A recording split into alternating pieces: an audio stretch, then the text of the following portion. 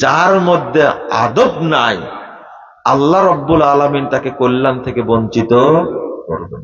আপনি রহমত পাবেন না, দয়া পাবেন না, আল্লাহর পক্ষ থেকে ইহসান পাবেন না। আদবের এত দাম।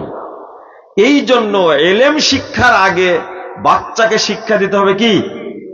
আদব। মনে থাকবে কি? আল্লাহ রাসূল আগে বলছেন আদবের কথা, তারপর বলছেন কি? ইলমের কথা। ইমাম মালিক রাহিমাহুল্লাহ ছোট, বাপ তো আগে মারা গেছে, মা পাঠাচ্ছেন শিক্ষকের কাছে, যাও আগে আদব শিখবা, তারপরে এলেম শিখবা। শোনেন, এলেম না শিখলেও আদব যদি থাকে, আল্লাহ তার উপরে কল্যাণ নাজিল করবেন, বরকত নাজিল করবেন এবং তার দ্বারা সমাজ উপকৃত হবে।